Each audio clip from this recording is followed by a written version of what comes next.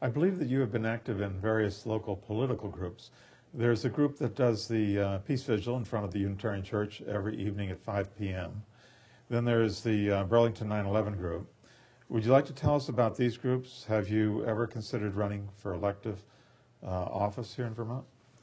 No, the older I get, the less and less I believe in electoral politics, because I don't feel like we have systems where elective representatives, certainly on the national level and even on the state level, represent people. And, you know, when we look at our congressional delegation, we see that, right? People want to stop the war in Iraq. None of our congressional delegation would do that. People are against what's happening in Gaza. Everybody, all of our congressional delegation, 100% supports Israel's right to defend itself. Right to defend itself. Right? So, you know, on a national and state level, it doesn't make any sense. And it may be that the Second Vermont Republic is correct, that it's a size issue. When, you know, one person has to represent 400,000 people, or what, 650,000, Peter Welch represents 650,000 people. It's our only congressional representative. You know, what does he care? What does he know? Nothing. So it's kind of silly at that level. Now, on a city level, local level, I don't think that applies. I mean, if you're a city councilor from Ward 3, where I'm in, I can and do talk to my city councilor, and we talk about lots of things, right? My wife is very active in the neighborhood planning assembly and all that. That makes more sense. Running for office, to me, goes entirely against my personality. It means essentially selling yourself, and I hate doing that. You know, it means representing complex things simply. It means talking in sound bites. It means raising money from people, which I hate to do. I hate to ask people for money. So I'm not the right person to do that. I mean, I can articulate some of this stuff, but not at the level at which politics is run. And I'm not interested. But the two groups that I mentioned, they are really political groups, even though they're not electoral politics. Yeah, not electoral. Political groups, I think, are important. My own slant on it is that these are educational groups. All three groups that I have regular relationships with, the Nightly Vigil, 9/11 Truth, and Vermonters for Just Peace in Palestine, Israel, have as their major component education. You know, a lot of people don't know what's going on in Israel, in the occupied territories, in Palestine. They need that information in order to think about it correctly.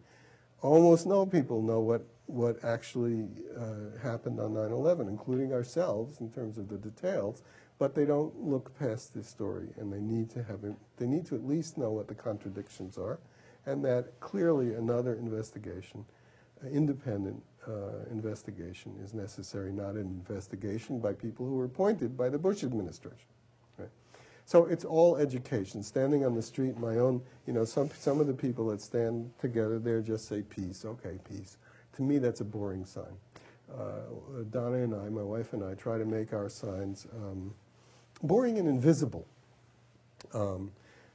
People don't even see it anymore. It's such a common word. Or okay, peace next, peace. So we try to make our signs more challenging, and usually to try to ask questions with a sign that aren't clear. Like I have a sign that says, in the light of recent events, ... Which recent events? I don't know. What recent events do you want? Think about it. In the light of recent events, what? So, you know, that's a better sign to me than peace. Right?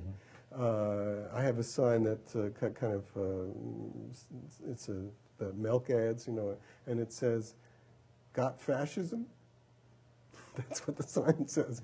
And it's interesting. People come up and say, what is that? What is they don't know how to pronounce it.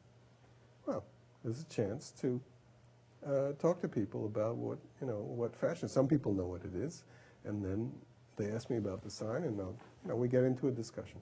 So I see the vigil as just a way to introduce words into the public discourse. That's what I'm doing with it anyway. Donna, my wife. For people that don't know about the vigil, they meet every evening from 5 to Monday through Friday. Monday through Friday from 5 to 6. 5 to 5:30. 5 to 5:30 in front of the Unitarian Church in Burlington. Yeah. And it's been going on now since 2001, right? Yeah, September 13th, 2001 it started, and we've been there every weekday night since then. I think we've clocked more person hours on a non-mass demonstration than in any other group in the world. That's every weekday night for 8 years. Yeah. Right. It's a lot of dedication. Yeah. It's not always a lot of people. Sometimes it is. The average, I would think, is 6 to 8. Sometimes it's 10 to 12. Sometimes it's 2 or 3, or even 1. Rarely 1. We stand there in the cold. We stand there in the hot. It's sort of fun. And it marks the day, when 5 o'clock comes, time to do that. Otherwise, things tend to get cloudy about where you are in the day, especially if you're sitting in front of a computer working on a novel. So it's a very good thing to do, I think. And, people say, this is not going to stop the war. Of course it's not going to stop the war. But it does have people say, what is fascism? Or it does have people say, in the light of what recent events? Or it does have people say, impeach who? And because the sign only says impeach, what is that? What do you mean impeach? Impeach who? Bush is finished. Oh yeah? Can we impeach after he's finished? Better think about that. Should we start impeaching Obama for crimes against the Geneva Conventions that he's doing right now? So anyway, the idea of replacing elected officials, replacing power, challenging power, that kind of stuff. It's just words. I started using the impeach sign before it ever came up in the national politics, way back. And it just had a big sign, said impeach. It didn't say who. It just had the idea of impeach. When impeachment became a part of the general discourse, I sort of discontinued that sign. That wasn't necessary anymore. When I stand there at the demonstration, I usually bring a sign which says, bring the troops home now. So that's more explicit. You say that you won't stop the war, but that's like saying one person votes, they can't choose the president with 300 million people in the country. But there are these demonstrations everywhere. There's one in Middlebury, there's one in Albany. And the more we have, the more chance that maybe the war won't last as long as it might otherwise last. Possibly.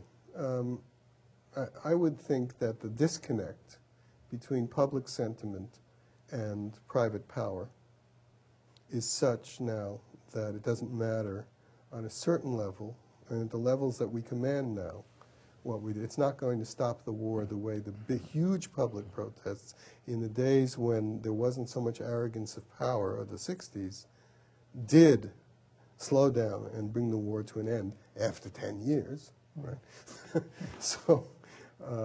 But that was a different power relationship between government and people at that time, and the whole culture was supporting the peace movement. I mean, not that everybody supported it, but that the idea of the 60s was prevalent. Now there's no idea of the 60s. There's no idea. It's just the problem is the word whatever. I mean, whatever is the dominant paradigm now, so whatever. As long as they're not bombing my house, well, what can I do about it? So there's a lot of cynicism, there's a lot of fatigue, and it's a different situation now.